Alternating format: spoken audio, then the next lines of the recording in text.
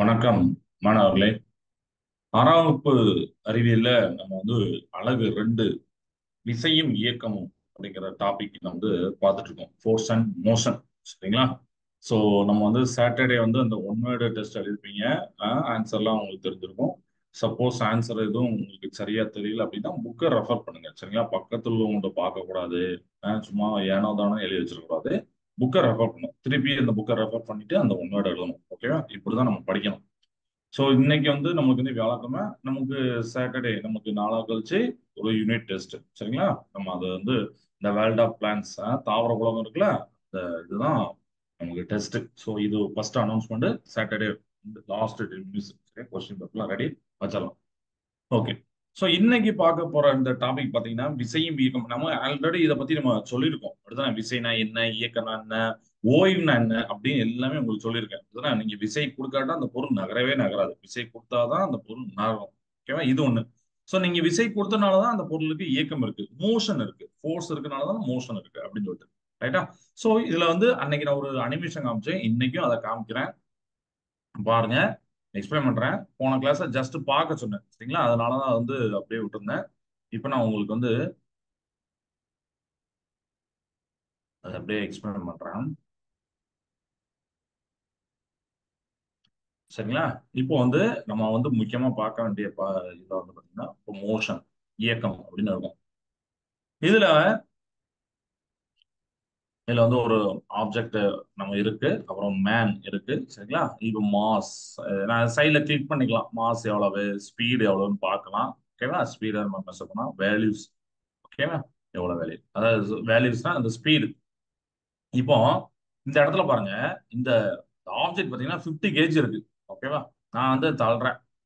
நான் எவ்வளவு ஃபோர்ஸ் கொடுக்க போறேன்? அப்ளைட் ஃபோர்ஸ் 78 நியூட்டன் வரும். சரிங்களா? நான் கொடுக்கற விசை என்ன, விசையோட அலகு பாத்தீங்கன்னா 78. அதாவது விசையோட அலகு பாத்தீங்கன்னா நியூட்டன். ஸோ இங்க 78 நியூட்டன் அப்படின்னு கொடுத்துருக்கேன். 50 கேஜி இப்ப தள்ளுறேன். அவ்வளவுதான். அந்த ஆப்ஜெக்ட் எப்படி போகுது, நான் கொடுத்த அந்த ஃபோர்ஸ்னால அந்த பொருள் வந்து இயங்குது, மோஷன்ல இருக்கு. கரெக்டா? அப்படியே போகுது. இந்த ஃபோர்ஸை நம்ம வந்து இன்க்ரீஸ் பண்ணா பண்ணலாம். கீழே அதுக்கும் இருக்கு. நான் வந்து இப்போ அப்ளைடு ஃபோர்ஸ் எவ்வளோ அப்படின்னு கீழே செட் பண்ணிக்கலாம். சரிங்களா? எவ்வளோனாலும் செட் பண்ணிக்கலாம். இப்போ பாருங்க, நான் அதிகமான ஃபோர்ஸ் கொடுத்தா அந்த பொருளை பாருங்க. பாருங்க எவ்வளவு ஸ்பீடா போகுது பாருங்க. இது நம்ம ஜென்ரலா அப்படிதானே. ஒரு பாலை வந்து ஒரு நம்ம கிரிக்கெட் விளையாடும் போது பார்க்கலாம், நிறைய இடத்துல பார்க்கலாம். ஒரு லேசான ஸ்பீட்ல நம்ம வந்து ஒரு பாலை அடிக்கிறோம் அப்படின்னா மெதுவா போகுது. அதிகமான விசை கொடுத்தீங்கன்னா அதிகமான ஸ்பீட்ல போகுது. இந்த வரையும் அது ஆப்ஜெக்ட் போயிட்டே இருக்கு. இப்போ இந்த ஆப்ஜெக்ட் பதிலா நம்ம வேற ஆப்ஜெக்ட் கூட சூஸ் பண்ணலாம். சரிங்களா? இப்போ இந்த ஆப்ஜெக்ட் இது 200 கேஜி. ஸோ அதுக்கு நான் அதே ஃபோர்ஸ் கொடுத்தீங்கன்னா இது 200 கேஜினால அதுக்கு ஏத்தாப்புல அது எப்படி இருக்கு அப்படிங்கிறத நம்ம தெரிஞ்சுக்கலாம். சரிங்களா?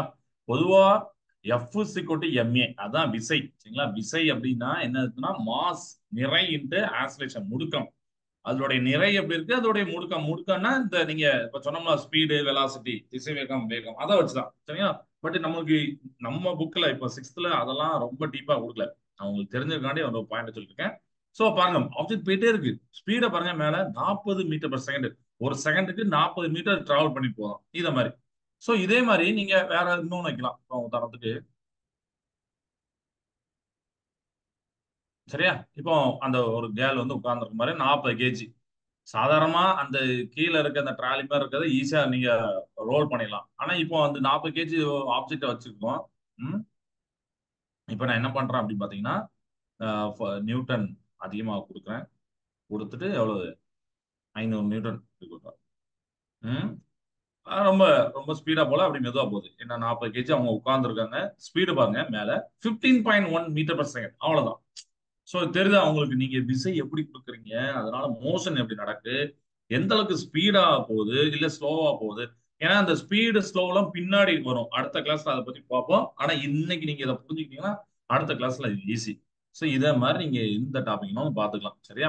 இந்த மாதிரி அனிமேஷன்லாம் நீங்க பார்த்துக்கலாம். இதே மாதிரி ஃப்ரிக்ஷன். ஃப்ரிக்ஷன் வந்து உங்களுக்கு இப்போ கிடையாது, அதனால அதை நான் சொல்லலை. சரிங்களா? ஃப்ரிக்ஷன் ஆக்சிலேஷன் இப்போ கிடையாது. ஸோ இந்த மோஷன் மட்டும்தான் இப்போ உங்களுக்கு இருக்கனால அதை மட்டும் நான் சொல்லியிருக்கேன். Okay, right. ஸோ இதுதான் விசையும் இயக்கமும் அப்படிங்கிறத நம்ம பார்க்கக்கூடிய முக்கியமான இது. இப்போ உங்களுக்கு புரிஞ்சிருக்கும் ஓரளவுக்கு, அதற்கு ஒரு அவுட்லைன் கிடைச்சிருக்கும், கிளாரிட்டி. ஓ, விசைனா இப்படியா, இயக்கம்னா இப்படி போதோ, வேகம்னா இப்படி இருக்குமா அப்படிங்கிறது. ஓகேவா? ரைட். இப்போ நம்ம பார்த்த பிறகு அடுத்து பாத்தீங்கன்னா பொருட்கள் எவ்வாறு இயங்குகின்றன அப்படின்னு சொல்லியிருப்பாங்க. How things move. ஸோ இதுக்கு நான் வந்து இந்த ஸ்லைடை காமிக்கிறேன். ஸ்லைடை காமிச்சிட்டு அதுல வந்து பாத்தீங்கன்னா இங்கிலீஷ்ல இருக்கும். பட் நான் தமிழ்லயும் நான் வந்து உங்களுக்கு அதை எக்ஸ்பிளைன் பண்ணிடுவேன். சரியா?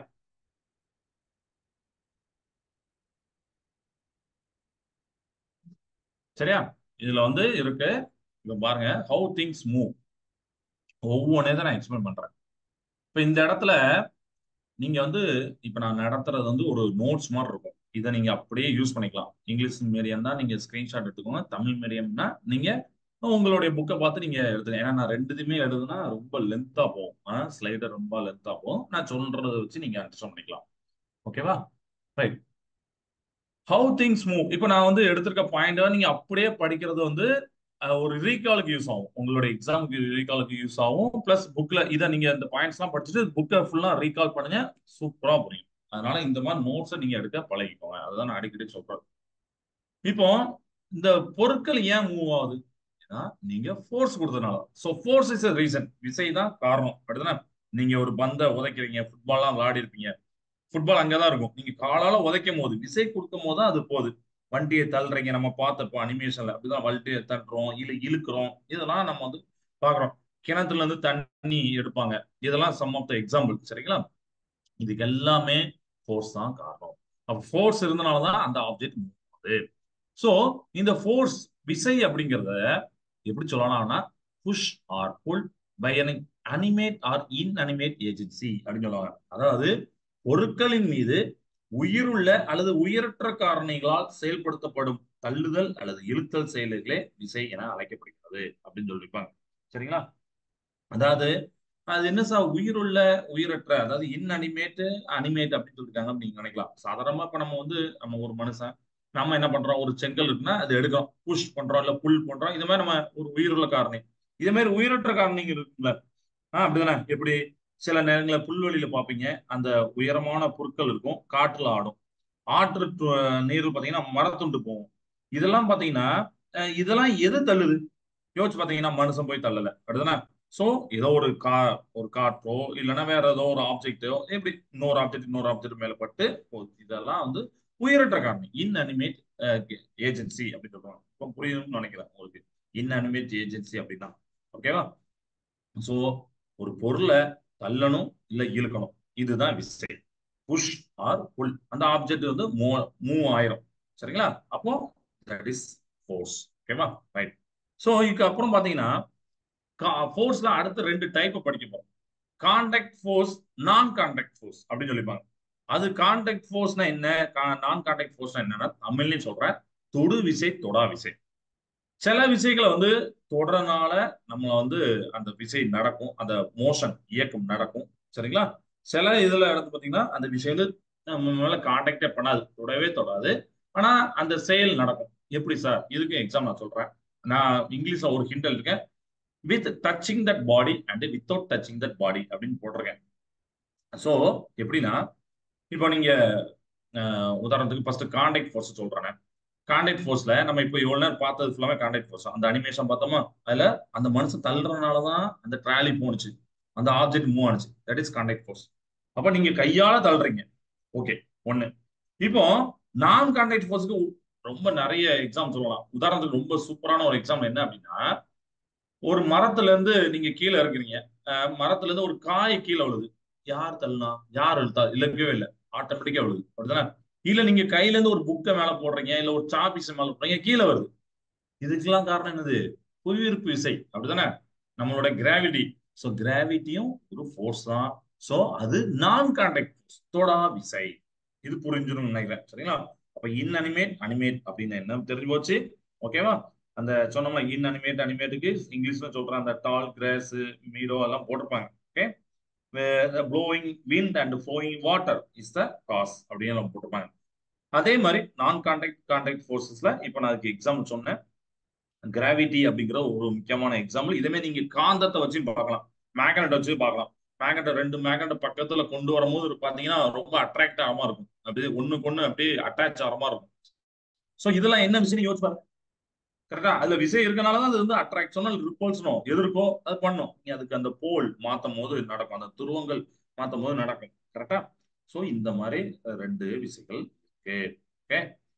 அடுத்து பாத்தீங்கன்னா இதுல வந்து சொல்லியிருப்பாங்க. அடுத்து காமிக்க ஃபோர்ஸஸ் கேன், அதாவது விசை என்ன பண்ணும் அப்படின்னு சொல்லிட்டு. சோ இதை புரிஞ்சுக்கிறதுக்காண்டி நீங்க டே டு லைஃப்ல யோசிச்சு பாருங்க. டே டு லைஃப்ல யோசிச்சு பார்க்கறதே எக்ஸாம்பிள் நம்ம எடுக்கலாம். நீங்க விசை கொடுக்குறீங்க அப்படின்னா என்ன நடக்கும்? இந்த ஆப்ஜெக்ட் மூவ் ஆகும் சார். Correct, good. ஒண்ணு அப்படிதானே? நீங்க ஒரு டேபிள்ல புக் இருக்கு, புக் இருந்துட்டே இருக்கும். நீங்க விசை கொடுத்தா அந்த புக்கு ரெஸ்ட்ல இருந்து மோஷன் போகும். ரைட்டா? ஓயில இருந்து என்னது இயக்கத்துக்கு போகும். இதே மாதிரி ரிவர்ஸ்னு சொல்லலாம். இயக்கத்துல இருக்கு ஒரு பால் உருண்டுட்டே வருது, உடனே நீங்க கையை வச்சு ஸ்டாப் பண்றீங்க, ரெஸ்ட்டுக்கு வந்துட்டா, ஓய்வுக்கு வந்துட்டா. அப்ப இயக்கம் டு என்னது, இயக்கத்துல இருந்து நீங்க ஓய்வுக்கும் கொண்டு வரலாம். அதாவது மோஷன்ல இருந்து ரெஸ்ட் கொண்டு வரலாம். இதெல்லாம் எப்ப பண்ண முடியுது? உங்களால விசை கொடுக்க முடியுது, விசை கொடுத்தனால. ஓகேவா? அதே மாதிரி நம்ம கிரிக்கெட்ல பார்க்கலாம். கிரிக்கெட்ல அந்த பேட்ஸ்மேன் வந்து பாலை ஹிட் பண்ண வரல, பந்தை வந்து அடிக்கிறது, இதெல்லாம் பார்க்கலாம். ரைட்டா? அப்போ அந்த இடத்துல பாத்தீங்கன்னா பால் போடுறது, பவுலர் வந்து ஒரு டைரக்ஷன் போடுவாரு. ஆனா அதே டைரக்ஷன்ல அந்த பால் போகுது, பேட்ஸ்மேன் அடிச்சோன்னா வேற டைரக்ஷன் போகுது, வேற ஸ்பீட்ல போகுது. சோ அது ஃபோர்ஸஸ் என்ன பண்ணுனா, either change the speed or direction of both of body, both of the body அப்படி போட்டுப்பாங்க. அதாவது என்னன்னா ஒரு பொருளுடைய வேகத்தை சேஞ்ச் பண்ணும், அல்லது திசையை சேஞ்ச் பண்ணும், அல்லது ரெண்டுத்தையுமே சேஞ்ச் பண்ணும். ஒரே டைம்ல ரெண்டுத்தையும் சேஞ்ச் பண்ணும். இப்ப நம்ம அது கிரிக்கெட் வந்து ரொம்ப பெரிய ஒரு சூப்பரான ஒரு எக்ஸாம்பிள். ஏன்னா அந்த பால் ஒரு ஸ்பீட்ல போடுவாங்க, பேட்ஸ்மேன் அடிக்கிற அந்த அடிப்பார் அந்த பேட்டை வச்சு அந்த பால் அடிக்கும் போது அந்த பாலோட ஸ்பீடு இதுக்கு முன்னாடி இந்த ஸ்பீடோட கூடலாம் இல்ல குறைஞ்சிருக்கலாம், இதெல்லாம் அப்படி இருக்கும். டைரக்ஷனும் கண்டிப்பா மாறி இருப்போம். அப்படிதான் லெக் சைடு, ஆஃப் சைடு, நம்ம சொல்லுவோம் ஸ்ட்ரைட், இதெல்லாம் அந்த பாலோட டைரக்ஷன் நம்ம மாத்திட்டு இருக்கோம் அந்த பேட்டால. அப்போ பேட்டால நீங்க என்ன பண்ணிருக்கீங்க? ஃபோர்ஸை கொடுத்துருக்கீங்க, விசையை கொடுத்துருக்கீங்க, ரெண்டுத்தையும் நீங்க சேஞ்ச் பண்ணலாம். ஓகேவா? ரைட். அடுத்து மூணாவது பாத்தீங்கன்னா changes shape of the body அப்படின்னு போட்டுப்பாங்க. That is expansion or contraction அப்படின்னு சொல்லிட்டு நான் இங்கிலீஷ்ல எழுதிருக்கேன். தமிழ்லயும் நீங்க அதுக்கு ஏத்தாப்புல எழுதலாம். சரிங்களா? நீங்க வந்து ஒரு பொருள் விரிவடையுது இல்ல சுருங்குது அப்படிங்கிற மாதிரி நம்ம மீனிங். இது எப்படி சார் அப்படின்னு நீங்க நினைக்கலாம். ஒண்ணும் இல்ல, நம்ம நம்ம புக்ல போட்ட மாதிரி அந்த மஞ்சள் கலர் பால் நீங்க எல்லாமே வச்சிருப்பீங்க. நல்லா ஃப்ரெஷ் பண்றதுக்கு நல்லா இருக்கும், கைக்கெல்லாம் நல்லா மசாஜ் கொடுத்த மாதிரி இருக்கும். இந்த ரொம்ப சும்மா கேம் மாதிரி கூட நம்ம சும்மா விளையாடும் அதெல்லாம். ஓகேவா? இது ஃபோர்ஸ் கொடுத்தனால அந்த பாலை பாருங்க, அதோட ஷேப் மாறி இருக்கும், சேஞ்சா இருக்கா? அதோடைய அந்த வடிவமைப்பு, அதோடைய உருவம் அது மாறி இருக்கும். ரைட்டா? இதே மாதிரி இன்னொரு எக்ஸாம்பிள் சொல்றேன். ஒரு செங்கல் இருக்கு, செங்கலை ஒரு சுத்தியால அடிங்க, என்ன நடக்கு? செங்கல் உடைஞ்சிரும். அப்போ அந்த செங்கலோட ஷேப் மாறி இருக்கா? அதோடைய அந்த சைஸ், உருவம் மாறி இருக்கா? ஏன்? செங்கல் அப்படியே இருந்திருக்கும், நீங்க ஃபோர்ஸ் கொடுத்தனாலதான் மாறுச்சு. அப்ப ஃபோர்ஸால இதெல்லாம் பண்ண முடியும். எக்ஸ்பான்ஷன் விரிவடைய வைக்க முடியும், கான்ட்ராக்ஷன் சுருங்க வைக்க முடியும், ஸ்பீடு சேஞ்ச் பண்ண முடியும், டைரக்ஷன் சேஞ்ச் பண்ண முடியும். இந்த மாதிரி ரெஸ்ட்ல இருந்து மோஷன், மோஷன்ல இருந்து ரெஸ்ட், ஓய்வுல இருந்து இயக்கம், இயக்கத்துல இருந்து ஓய்வு, இதெல்லாம் வந்து ஒரு ஃபோர்ஸால பண்ண முடியும். அது மாதிரி நம்ம வண்டியில, பைக்ல எல்லாரும் போயிருப்போம், கார்ல போயிருப்போம், பிரேக் அப்படிங்கிறத சொல்றோம். பிரேக் ஒன் ஆஃப் த வந்து ஃபோர்ஸ் தான். அப்படிதானே? நம்ம ஃபோர்ஸ் கொடுத்த உடனே என்ன பண்ண அப்படின்னா அந்த டயரை வந்து அந்த ஃப்ரிக்ஷன் மேக் பண்ணி, ரொம்ப டீப்பா போகட்டா ஃப்ரிக்ஷன், அதெல்லாம் 11th நீங்க அந்த ஃப்ரிக்ஷன் நிறைய படிப்பீங்க. ஸோ ஃப்ரிக்ஷனை மேக் பண்ணி இந்த வண்டியை ஸ்டாப் பண்ணுது. அது மாதிரி நம்ம புக்ல போட்ட மாதிரி மாட்டு வண்டி, அதை பிடிச்சி அந்த கயிறு பிடிச்சி இழுப்பாங்க. அப்படிதானே? அந்த மூக்கணாங் கயிறு மாதிரி போட்டுப்பாங்கல்ல மாடுல, அதில் பிடிச்சி இழுக்கும்போது அந்த மாடு வந்து அது ஒரு சிக்னலா பார்த்தா ஓகே அப்படின்னு சொல்லிட்டு நிப்பாட்டும். இதெல்லாம் வந்து நம்ம ஃபோர்ஸால செய்ய முடியுது. கரெக்டா? சோ இதையும் நீங்க வந்து ஞாபகம் வச்சுக்கோங்க. Okay, right. இப்போ நம்ம அடுத்த டாபிக் என்ன பார்க்க போறோம்னா டைப்ஸ் ஆஃப் மோஷன். ரொம்ப ரொம்ப இம்பார்ட்டன்ட் டாபிக், இயக்கத்தின் வகைகள். ரைட்டா? உங்களுக்கு ஸ்கிரீன் தெரியுதா? நான் திருப்பியும் ஷேர் பண்ணிடுறேன். ஏன்னா சம்டைம்ஸ் அது வந்து தெரிய மாட்டேங்குது அப்படின்னு ஒரு நமக்கு போன இது இந்த ஃபோர்ஸஸ் ஸ்கேன் இதை நடத்தினேன், அது உங்க ஸ்கிரீன்ல தெரியும். ரைட்டா? இப்போ நம்ம அடுத்தது டாபிக் டைப்ஸ் ஆஃப் மோஷன், இயக்கத்தின் வகைகள். அதுதான் நம்ம வந்து பார்க்க போறோம். ஓகே. இப்போ இயக்கம் அப்படின்னா என்ன? ஏற்கனவே சொன்னதுதான், அதுதானே? நீங்க ஃபோர்ஸை கொடுக்குறீங்க, ஃபோர்ஸை கொடுத்தனால மோஷன் நடக்கு. பட் அதுலயும் வகைகள் இருக்கு. கரெக்ட். அடுத்தது ஒரே டைப் ஆஃப் மோஷனா நம்மளுடைய டே டு லைஃப்ல யோசிச்சு பாருங்க. நீங்க எத்தனை டைப் ஆஃப் மோஷன் இயக்கத்தை பாக்குறீங்க? யோசிச்சு பாருங்க. நீங்க புக்கை ரெஃபர் பண்ணவே வேண்டாம், நீங்களே யோசிச்சு பார்க்கலாம். ஆனா என்னது, நான் ஏற்கனவே சொன்னதுதான், பிசிக்ஸ் சயின்ஸ், அறிவியல் இதெல்லாம் பாத்தீங்கன்னா நம்மளோட சுற்றுப்புறத்தை சார்ந்துதான் இருக்கும். அதை நீங்க வாட்ச் பண்ணணும். அதை வாட்ச் பண்ணீங்கன்னா நிறைய கேள்விகள் உங்களுக்கு வரும், கொஸ்டின்ஸ் வரும். இது ஏன், இது ஏன், இது ஏன் அப்படின்னு வரும். கரெக்டா? இதுக்கு என்ன ஆன்சர் அப்படின்னு நீங்க தேடுவீங்க. ஓ, எதுக்கு இது விழுது, எதுக்கு அது இப்படி பறக்கு, எதுக்கு இப்படி இருக்கு, இப்படி ஏன் ஏரோப்ளேன் இந்த ஷேப்ல இருக்கு, ஏன் கப்பல் அந்த ஷேப்ல இருக்கு, இந்த மாதிரி 1008 கொஸ்டின். ரொம்ப நீங்க உள்ள பிசிக்ஸ் எல்லாம் டெப்தா போகும்போது ரொம்ப கொஸ்டினா நம்ம மைண்ட் தோணிட்டே இருக்கும். இது என்ன, இது என்ன. இப்போ வந்து உங்களுக்கு வந்து ஒரு பெஸ்ட் வந்து என்னன்னா இன்டர்நெட் இருக்கு. சோ எது தேவைனாலும் நீங்க யார்ட்டையும் போய் கேட்க வேண்டாம், எந்த சாட்டையும் போய் கேட்க வேண்டாம். டக்குன்னு நெட் எடுத்தோமா பார்த்தோமா, okay what is the reason, why it is happen, இந்த மாதிரி எதாவது அடிச்சீங்கன்னா வரப்போகுது. அவ்வளவுதான், ஈஸியா படிச்சிடலாம். ரைட்டா? சோ இப்போ நான் என்ன சொல்லிட்டு இருந்தேன் அப்படின்னா, உங்க சுத்தி என்ன டைப் ஆஃப் மோஷன்லாம் நீங்க பாத்துருக்கீங்க, யோசிச்சு பார்க்கலாமா? சரி, ஃபர்ஸ்ட் ஒரு ரோட்ல நிக்கிறீங்க, கார் போகுது. அந்த ரோட்ல அப்படியே போகுது, ஸ்ட்ரைட்டா போகுது, இது ஒரு மோஷன். ட்ரெயின் போகுது, ரயில்வே ட்ராக்ல போகுது ட்ரெயின். சரியா? டைப் ஆஃப் மோஷன் நம்ம பார்ப்போம், அதெல்லாம் என்ன என்னன்னு யோசிப்போம். அதுக்கப்புறம் வேற ஏதாவது இருக்கா? பறவைகள் பறக்கும். பறவைகள் பார்த்தீங்கன்னா ஸ்ட்ரைட்டாவே பறக்காது, அப்படியே அங்க அங்க பறக்கும், இங்க பறக்கும், இதெல்லாம் பறக்கும். இதே மாதிரி நம்ம வீட்டுல இருக்க கொசுலாம் பார்த்தீங்கன்னா எல்லா டைரக்ஷன்லயும் பறக்க மாதிரி இருக்கும். இது ஒண்ணு. சரியா? இதுக்கப்புறம் பாத்தீங்கன்னா இப்போ நமக்கு வந்து வட்டத்திலேயே சுத்துற மாதிரி எல்லாம் நம்ம சில இது பார்க்கலாம். இப்ப கடிகாரம் பாத்தீங்கன்னா வட்டத்திலே சுத்தும், வட்டத்தை விட்டு வெளியே சுத்தாது, அப்படி வட்டத்துக்குள்ளேயே சுத்திக்கிட்டு இருக்கும். இது ஒரு டைப் ஆஃப் மோஷன். வேற வேற இதெல்லாம் பார்த்திருப்பீங்க, அதுதான் நான் உங்கள்கிட்ட கேட்கறேன். வேற பம்பரம் எல்லாரும் விளையாண்டுருப்பீங்கல்ல, அது ஒரு இயக்கம் தான்ப்பா, அது ஒரு மோஷன். பம்பரம் எல்லாரும் இந்த நம்ம கோடை விடுமுறையில விளையாண்டுருப்போம். அது பம்பரத்தை பாத்தீங்கன்னா அதுல இருக்கிற ஆணி பாத்தீங்கன்னா கீழே ஒரே இடத்துல அட்டாச் ஆன மாதிரி இருக்கும். அதை சுத்தி தான் அந்த பம்பரம் மேல சொல்லணும். இப்ப நம்ம பூமியே பார்த்தோன்னா கிட்டத்தட்ட ஒரு பம்பரம் மாதிரி தான், தன்னைத்தானே சொல்லணும். சரிங்க, தன்னுடைய அச்சை பற்றி தான் சொல்லணும். இது ஒரு பூமியே வந்து ஒரு அதுக்கு உண்டான ஒரு நல்ல எக்ஸாம்பிளாம். வேற ம் நீங்க உங்க ஃப்ரெண்ட்ஸ் கூட பால் விளையாடுறீங்க. கரெக்டா? பால் விளையாடும்போது இங்க இருந்தா அந்த பையனுக்கு எரியும் போது அது ஒரு டைப் ஆஃப் மோஷன். ஆமா, அதையும் நம்ம பார்க்க போறோம். அதுக்கப்புறம் பாத்தீங்கன்னா நம்மளோட கடிகாரத்துல இப்போ நிறைய பேர் டிஜிட்டல் கிளாக் நம்ம வீட்டுல போட்டிருப்பாங்க, இல்லைன்னா 1 2 3 அப்படிங்கிறது மாதிரி இருக்கும், இல்லைன்னா ரோமன் லெட்டர் இருக்கு மாதிரி இருக்கும். ஓகே, இதெல்லாம் இல்லாம இன்னொன்னு, இந்த மணி குண்டு அப்படின்னா அந்த வார்த்தை நம்ம சொல்லுவோம் அடிக்கடி, அப்படிதானே? ஒரு கீழே அந்த குண்டு பாத்தீங்கன்னா அப்படி போயிட்டே இருக்கும், டிங் டாங் அப்படி, அவ்வளவுதான். ரொம்ப ஃபுல் சுத்து சுத்தாது, முன்னாடி பின்னாடி டூ அண்ட் ஃப்ரோ மோஷன். அது ஒரு டைப் ஆஃப் மோஷன். சோ இதெல்லாம் பார்க்க போறேன். இது போக ஒழுங்கற்ற இயக்கம் அப்படின்னு ஒரு இயக்கம் கூட இருக்கு, irregular மோஷன். என்னன்னா இப்ப நம்ம பஸ் ஸ்டாண்டுக்கு போறோம், ஏதோ ஒரு கடை வீதிக்கு போறோம், நம்ம வந்து ஒரே ஸ்ட்ரைட்ல தான் போவேன் அப்படின்னு போட முடியும் இல்ல. திடீர்னு லெஃப்ட், திடீர்னு ரைட்டு, ஸ்ட்ரைட், இந்த மாதிரி போவோம். இதெல்லாம் நம்ம பஸ், மனிதர்கள் இதெல்லாம் போறதெல்லாம் பாத்தீங்கன்னா இதுலயே நம்ம சொல்லலாம். சரியா? ஒழுங்கற்ற இயக்கம் இதெல்லாம் சொல்லலாம். இப்போ உங்களுக்கு புரிஞ்சிருக்கும் நம்மளை சுத்தி இத்தனை டைப் ஆஃப் மோஷன் இருக்கா, இத்தனை இயக்கங்கள் இருக்கா அப்படின்னு உங்களுக்கு புரிஞ்சிருக்கும். அதை தான் நம்ம பார்க்க போறோம். சோ ஃபர்ஸ்ட் நம்ம பார்க்க போறது பாத்தீங்கன்னா லீனியர் மோஷன். ஸ்கிரீனை திருப்பி ஷேர் பண்றேன், ஏன்னா எந்த இடத்துலயாவது நின்ற கூடாதுன்னு சொல்லிட்டு தான் இது பண்றேன். லீனியர் மோஷன் தமிழ்ல பாத்தீங்கன்னா நேர்கோட்டு இயக்கம். பேர்ல இருக்கு நேர்கோட்டு இயக்கம். லீனியர் அப்படின்னா ஸ்ட்ரெயிட் லைன் அப்படின்னு அர்த்தம் போகும். சரியா? So motion in a straight line, a person walking on a straight path அப்படின்னு போட்டுப்பாங்க. அப்படின்னா என்ன அர்த்தம்? ஸ்ட்ரெயிட் பாத்ல போறாரு, நேர்கோட்டு பாதையில போறாரு.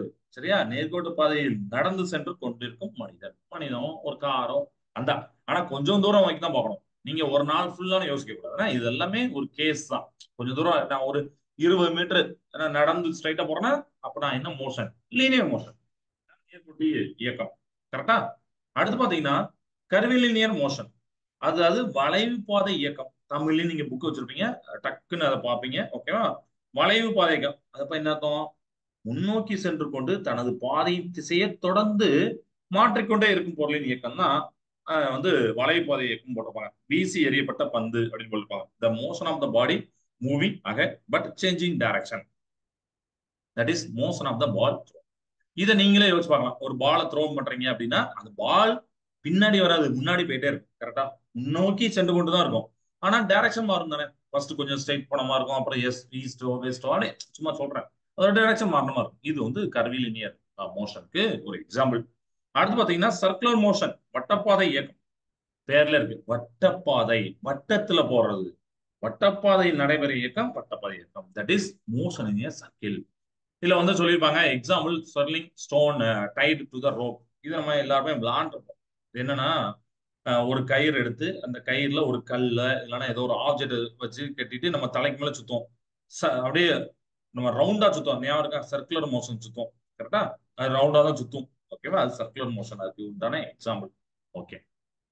இப்போ இது சர்க்குலர் மோஷன் பார்த்தாச்சா? இப்போ அடுத்த மோஷன் நம்ம பார்க்க வரோம்.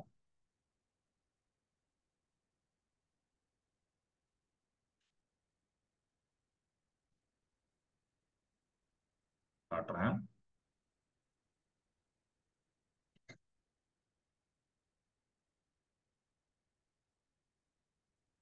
அடுத்து பாத்தீங்கன்னா ரொட்டேட்டரி மோஷன். அதாவது நான் சொன்னோம்ல, தன்னுடைய அச்சை பற்றி சொல்லக்கூடிய இயக்கம்.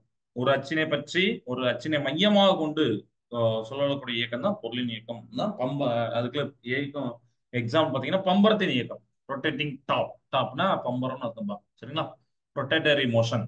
அது பேர்ல rotatory motion. Motion of the body about its own axis. சரிங்களா? இந்த நோட்ஸ்லாம் உங்களுக்கு தெரியுதுன்னா நோட் பண்ணிக்கோங்க. சப்போஸ் தெரியலன்னா மெசேஜ் பண்ணிருங்க அந்த நமக்கு சாட்ல. சார் தெரியல, ஸ்கிரீன் தெரியல. ஏன்னா நான் இங்க உங்களுக்கு ஸ்லைட் ஷோ காமிச்சிருக்கேன். இது ஏன்னா இதுதான் யூஸ். இதை நீங்க பாத்தீங்கன்னா உங்க புக்கை ஈஸியா நீங்க அழகா படிச்சலாம். இந்த நோட்ஸை பார்த்துட்டு நீங்க வீட்டுல போய் புக்கை ரெஃபர் பண்ணீங்கன்னா ரொம்ப கிளியரா புரியும். ஓகே. அடுத்து பாத்தீங்கன்னா ஆசிலேட்டரி மோஷன். தமிழ்ல பாத்தீங்கன்னா அலைவு இயக்கம். ஒரு புள்ளியை மையமாக கொண்டு ஒரு குறிப்பிட்ட கால இடைவெளியில் முன்னும் பின்னுமாகவோ அல்லது இடம் வலமாகவோ மாறி மாறி நகரும் பொருளின் இயக்கம் தான் அலைவியக்கம். தனி யூஸ்ன்னு போட்டிருப்பாங்க. அதாவது பெண்டுலம். பெண்டுலம்னு ரொம்ப இன்னும் சார் புதுசா இருக்க பேர்லாம் நீங்க நினைக்க வேண்டாம். நம்மளோட டே டு லைஃப்ல நம்ம பாக்குற அந்த கடிகாரம் சொன்னோம்ல, அதுவுமே பெண்டுலம் தான். சரிங்களா? ரொம்ப ஒரு சுத்துலாம் சுத்தாது. முன்னாடி பின்னாடி குறிப்பிட்ட புள்ளி அப்படி கொடுத்து முன்னாடி பின்னாடி போகும். அவ்வளவுதான். ஸோ ஆசிலேட்டரி மோஷனுக்கு டெஃபினிஷன் எப்படி சொல்லலாம் அப்படின்னு பார்த்தீங்கன்னா, a body coming back to the same position after a fixed time interval.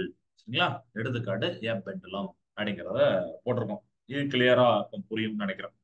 Oscillatory motion முடிஞ்சா அடுத்து பாத்தீங்கன்னா ஒழுங்கற்ற இயக்கம். ஒழுங்கற்ற இயக்கம் அப்படின்னா என்ன? பேர்ல இருக்கு. ஒழுங்கற்ற இயக்கம்னா ஒரு ஒரு பொருள் வந்து ஒரே மாதிரி இயக்கத்தை மேற்கொள்ளாது. வேற வேற அப்படி. சரிங்களா? வெவ்வேறு திசையில் நகரும் பொருளின் இயக்கம் ஒழுங்கற்ற இயக்கம். எடுத்துக்காட்டு மக்கள் நெருக்கம் மிகுந்த தெருவில் நடந்து செல்லும் மனிதர்களின் இயக்கம் போட்டிருப்பாங்க. ஸோ சிக்ஸ் ஆக் அப்படின்னு பேரு. சிக்ஸ் ஆக்னா அப்படியே அங்கேயும் இங்கேயும் போறது ஒரே மாதிரி இல்லாம, அதாவது irregular. The motion of the body in different direction. சரிங்களா? ஒரு டிஃப்ரெண்ட் டைரக்ஷன்ல அந்த பாடி வந்து மோஷன் இருக்கும். அந்த பாடியோட மோஷன் இருக்கும்.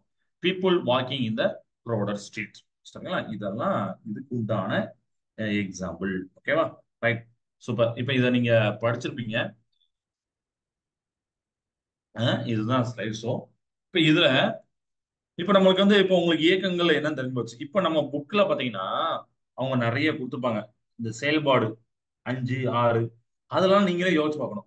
ஒரு பொருள் இயக்கத்துல எந்த மாதிரி இப்போ ஒரு ஆப்ஜெக்ட் வந்து இப்படி ஸ்ட்ரெயிட்ல போனா என்ன மாதிரி இயக்கம், இப்படி போனா என்ன மாதிரி இயக்கம், இப்படி வட்டத்துல சுத்திட்டு வந்தா என்ன மாதிரி இயக்கம், யாரும் டிஸ்கஸ் பண்ணாங்க. இவன நீங்க பார்த்த வச்சு நீங்க போடணும்.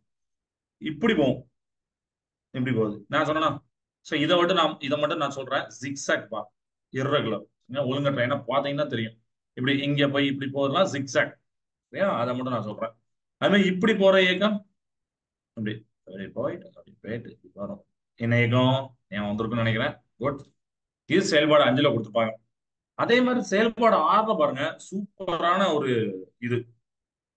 அதை வச்சு ஒன்னு நிறைய கேட்பாங்க. சரிங்களா? செயல்பாடு ஆக்டிவிட்டி 6ல பாத்தீங்கன்னா ஒரு டேபிள் மாதிரி கொடுத்துட்டு அதை நீங்க ஃபில் பண்ண சொல்லுவாங்க. 100 மீட்டர் ஓட்டப்பந்தயத்தில் ஓடுபவர் என்ன மாதிரி இயக்கம், கேரம் விளையாட்டில் காய்களின் இயக்கம், இதய துடைப்பு, தனி ஊசல் இயக்கம், காற்றில் ஆடும் கொடியின் இயக்கம், இந்த மாதிரிலாம் சம் ஆஃப் த எக்ஸாம்பிள்ஸ். அதுல சில தான் சொல்றேன். அதெல்லாம் யோசிச்சு பாருங்க என்ன என்ன இயக்கம் அப்படின்னு சொல்லிட்டு. சரிங்களா? Coconut falling from the tree என்ன மாதிரி இருக்கும். Motion of a spinning top, அது அந்த வார்த்தையை நம்ம படிச்சனால இப்ப நல்லா தெரிஞ்சிருக்கும். பவுன்சிங் பால். பவுன்சிங் பால்னா ஒரு பாலை நீங்க கீழே விடுறீங்க, சோத்துல பட்டு அப்படி வர்றது, அதான் பவுன்சிங் பால் அப்படிம்பாங்க. அப்புறம் வேற ஃபிளாப்பிங் ஃபிளாக் இன் விண்டு. சரிங்களா? Car driving around the car. கர்வ்ல அப்படி அப்படி கர்விங்ல போற ஒரு காரோடைய மோஷன். இதெல்லாம் என்ன டைப் ஆஃப் மோஷன் அப்படின்ட்டு நீங்க சைட்ல எழுத போறீங்க. அவ்வளவுதான். கிளியர்? எல்லாமே உங்களுக்கு நல்லா கிளியர் ஆயிருக்கும்னு நினைக்கிறேன். ஓகே. ஸோ இப்போ பாத்தீங்கன்னா அதுல பீரியாடிக் அண்ட் நான் பீரியாடிக் மோஷன் சொல்லிட்டு அடுத்த டாபிக் போட்டிருப்பாங்க. அதுதான் இப்போ நம்ம இதுல பார்க்க போறோம், நடத்த போறோம். போர்டில் பீரியாடிக் அண்ட் நான் பீரியாடிக் அப்படின்னு சொல்லிட்டு, பீரியாடிக் இந்த பேர்ல எங்க கேள்விப்படுறீங்கன்னா நம்மளுடைய கிளாஸ்ல ஃபர்ஸ்ட் பீரியட் என்ன, செகண்ட் பீரியட் என்ன அப்படின்னு கேள்விப்பட்டிருப்போம். அப்படி என்ன அர்த்தம்? இத்தனை நேரத்துல 40 நிமிஷத்துல ஒரு கிளாஸ், ஒரு பீரியட் முடியுது. அடுத்த 40 நிமிஷம் வேற பீரியட். அடுத்த அதை குறிப்பிட்ட பிக்ஸ்டு தானே. இப்ப மண்டே என்ன பீரியடுப்பா, என்னெல்லாம் பீரியடு, ஃபோர்த் பீரியட் என்ன அப்படின்னா நம்ம என்னால சொல்ல முடியுதா? அப்போ பிக்ஸ்டா இருக்குன்னு அர்த்தம். அடுத்ததுன்னா நான் பீரியாடிக்னா அப்படி பிக்ஸ்டு இல்லாம யார் எப்பனாலும் வர்ற மாதிரி அப்படி இருக்கும். ஓகேவா?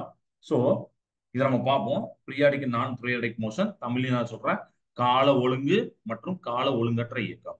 இப்போ நம்ம கடிகாரத்துல முள்ளு இருக்கும், சின்ன முள்ளு, பெரிய முள்ளு இப்படி இருக்கும். கீழே பாத்தீங்கன்னா அப்பல நான் சொன்னோம்னா அந்த ஒரு பெல் மாதிரி இருக்கும், இப்படி இப்படி அப்படிங்க இங்க போறோம். இதை கொஞ்சம் யோசிச்சு வச்சுக்கோங்க. Okay? சும்மா போடுறேன், ரஃப்பான படம்.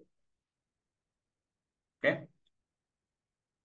இப்போ இந்த இடத்துல நம்ம பார்க்கும்போது இதோட முள்ள பாருங்க. ஒரு நாள்ல 2 முறை சுற்றி வருகிறது அப்படின்னு போடுவாங்க. ஏன்னா 12 வந்துட்டு திருப்பி, ஏன்னா 12 வரைக்கும் தான் இருக்கும். 12 வந்துட்டு திருப்பி 1 2ல இருந்து 12 வரைக்கும் தான் ஒரு நாள். சரியா? மேலெழும்பும் பந்தை கவனிங்கள் அப்படின்னு சொல்லிப்பாங்க. அது அந்த கடிகாரத்துல செலவு இருக்கும். அது குறிப்பிட்ட கால இடைவெளியில மீண்டும் மீண்டும் குதித்து எழுகிறது. நீரில் தோன்றும் அலைகளை கவனி. குறிப்பிட்ட கால இடைவெளியில் மீண்டும் மீண்டும் அலைகளை கரைகள் மோதுகின்றன. இவ்வாறு ஒரு குறிப்பிட்ட கால இடைவெளியில் மீண்டும் மீண்டும் நடைபெறும் இயக்கத்தை கால ஒழுங்கு இயக்கம் அப்படின்னு சொல்லிப்பாங்க. இதுல இருந்து என்ன புரிஞ்சுது அப்படின்னா, நம்ம இந்த மாதிரி ஒரு கிளாக் எடுக்கிறோம். அதுல அந்த மணிமுள் அப்படிங்கறத தான் நம்ம பார்க்கறோம். ஹவர் ஹேண்ட் அப்படியா, hour hand of the clock பாக்குறோம். அப்படிதான் அது என்ன பண்ணும் அப்படின்னு பாத்தீங்கன்னா, அந்த 12 மணி போயிட்டு 10 திருப்பி 12 மணி அந்த வரும். அப்படிதான். ஓகே, அந்த சின்ன முள்ளுப்பா, தமிழ்ல வந்து சின்ன முள்ளு சொல்லுவோம், அதான் சொல்லுவாங்க மணி முள்ளு அடிப்பாங்க. ஓகேவா? அதே மாதிரி நீங்க பவுன்சிங் ஒரு பாலை போடுறீங்க, இங்க இருந்து போடுறீங்க அப்படின்னா இப்படி விழுது, அப்படியே வருது, அப்புறம் விடுது, அப்படி ஒரு குறிப்பிட்ட கால விட இப்படி நடந்துட்டே இருக்கும். சரியா? அதே மாதிரி சின்னதா இப்படி சின்னதா பண்ணாலும் அதே மாதிரி தான் நடக்கும். சேம் ஈக்குவலா தான் நடக்கும். நடந்துதான் நம்ம நல்லா வாட்ச் பண்ணா தெரியும். இது ஒரு எக்ஸாம்பிள். அப்புறம் look at the water waves சொல்றாங்க. In a given period that is in a time interval a fixed number of waves is the shore அப்படின்னு சொல்றாங்க. நீங்க அதையும் நம்ம டைம் வச்சு செக் பண்ணா பாத்தீங்கன்னா குறிப்பிட்ட கால இடையில அந்த அலை வந்து வந்து அந்த கரையை வந்து தொட்டு தொட்டு போகும். ஸோ இதெல்லாம் என்ன தெரியுது அப்படின்னு பாத்தீங்கன்னா, motion repeated in equal intervals of time. கரெக்டா? It is called periodic motion. So இதை மட்டும் தமிழ்ல எழுதான், ஏன்னா இவ்வளவு நேரம் இங்கிலீஷ் சொன்னதுனால தமிழ் பசங்க கோவிச்ச கூடாது, அதனால இது மட்டும் எழுதுறேன். அப்ப இதுல இருந்து என்ன தருது அப்படின்னு பாத்தீங்கன்னா, குறிப்பிட்ட கால இடைவெளியில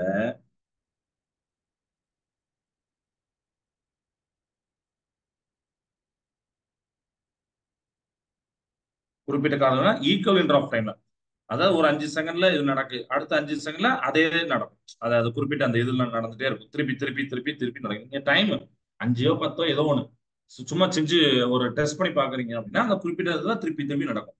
சோ மீண்டும் மீண்டும் குறிப்பிட்ட கால இடைவெளியில மீண்டும் மீண்டும் நடைபெறும் இயக்கம் தான் என்னது, நம்மளுக்கு வந்து பீரியாடிக் மோஷன், கால ஒழுங்கு இயக்கம். சரிங்களா? இப்போ இதே மாதிரி கால ஒழுங்கற்ற இயக்கத்துக்கு நிறைய எக்ஸாம் சொல்லலாம். இப்போ நம்மளுடைய வீட்டுல ஏதோ ஒரு துணி காய போட்டிருக்கோம், இல்ல ஒரு கொடி இருக்கு. அந்த கொடி பாத்தீங்கன்னா விண்ட் அதிகமா வரும்போது நல்லா ஸ்பீடா சுத்தும், ஒரு 4 5 அப்படி ஃபிளிப் ஆகும். அப்புறம் விண்ட் இல்லைன்னா அப்படி மெதுவா இருக்கும், அவ்வளவு. ஸோ இதெல்லாம் வந்து பாத்தீங்கன்னா பிக்ஸ்டா அப்படின்ற நடக்கும் அப்படிலாம் சொல்லவே முடியாது. அதுதானே? ஸோ இதெல்லாம் கால ஒழுங்கற்ற இயக்கம், நான் பீரியாடிக் மோஷன். சரியா? let us take the example of sapling swing in the wind அப்படின்னு சொல்லிப்பாங்க. this motion is not in the uniform interval. அப்புறம் இதே மாதிரி வேற ஏதாவது எக்ஸாம்பிள் இருக்குதா அப்படின்னா, அதுல முக்கியமான ஒரு எக்ஸாம்பிள் இருக்கு. என்ன அப்படின்னா, revolution of the moon around the earth is periodic. நம்மளுடைய பூமியை சுத்தி நிலா வந்துட்டே இருக்கும், அது எல்லாருக்கும் தெரியும், அப்படிதானே? அது பாத்தீங்கன்னா பீரியாடிக் மோஷன், குறிப்பிட்ட கால இடையில வந்துட்டே இருக்கும். இப்ப இந்த இடத்துல நான் வந்து ஒரே ஒரு ஹோம் ஒர்க் சொல்றேன், நீங்க செஞ்சு பார்க்கறதுக்கு, ட்ரை பண்ணி பார்க்கறதுக்கு, படிக்கிறதுக்கு. பூமியை நிலா சுத்தி வர்றதுக்கு எவ்வளவு நாட்கள் இல்ல எவ்வளவு வருடம் எடுத்துக்கொள்ளும் அப்படிங்கிற நீங்க பாருங்க. பார்த்துட்டு வாங்க, நெட்ல கிடைக்கும், பாருங்க. பூமியை நாட்களோ வருடங்களோ ஏதோ ஒண்ணு, சரியா இப்படி இருக்கும். குறிப்பிட்ட கால அளவில் அது பூமியை சுத்திட்டே இருக்கும் அந்த நிலா. அதே மாதிரிதான் நம்ம இடத்தும் பாத்தீங்கன்னா சன்ன குறிப்பிட்ட திடீர்னு ஒரு நாள் ரெஸ்ட் எல்லாம் எடுக்க மாட்டாரு. அப்படிதான் குறிப்பிட்ட காலம் சுத்திட்டே இருப்பாரு. பட் இதுல என்னன்னா பட் நாட் ஆசிலேட்டரி. ஆசிலேட்டரி இல்ல. ஆசிலேட்டர் முன்னும் பின்னும் போறது. இது முன்னும் பின்னும் போறது இல்ல. இப்படியே போயிட்டு இப்படியே சுத்தி வராது. அப்படிதானே? However, the children playing a swing is both periodic and oscillatory அப்படின்னு சொல்லுவாங்க. அதனாலதான் முக்கியமான எக்ஸாம் சொன்னேன். இதுவே நம்ம நம்ம எல்லாருமே ஊஞ்சல் ஆடிப்போம். ஊஞ்சல்ல பாத்தீங்கன்னா நம்ம உட்கார்ந்துருப்போம் வச்சுக்கோங்களேன். இங்க போயிட்டு இங்க வரும், இங்க போயிட்டு இங்க வரும். இது ஆசிலேட்டரி மோஷன் சொல்லியாச்சு. அலைவு சொல்லிட்டேன். ஆனா இது அலைவு மட்டும் அல்லாமல் என்னது கால ஒழுங்கு இயக்கம். ஏன்னா குறிப்பிட்ட நீங்க டைம் செட் பண்ணீங்கன்னா இப்போ ஒரு 5,000 செகண்ட்ல இங்க வராருன்னா இங்க போயிட்டு திருப்பி 10,000 செகண்ட்ல இங்க வந்துருவாரு. 12,000 செகண்ட்ல வந்துருவாரு. இந்த குறிப்பிட்ட கால இடையில வந்துருவாரு. சோ இது என்னது இந்த மாதிரி ஊஞ்சல் ஆடிக்கொண்டிருக்க ஒரு குழந்தையுடைய இயக்கம் பாத்தீங்கன்னா கால ஒழுங்கு மற்றும் அலைவு இயக்கமாகும். சரிங்களா? புரியுதா? அதாவது பீரியாடிக் மோஷனும் இருக்கும், ஆசிலேட்டரி மோஷன் இருக்கும். ஓகேவா? ரைட். சோ அதனாலதான் அதுல டூயினோல ஒண்ணு சொல்லிருப்பாங்க. அதை அண்டர்லைன் பண்ணிக்கோங்க. டூயினோல all oscillatory motion are periodic but not all the periodic motion are oscillatory motion. தமிழ்ல சொல்றேன்.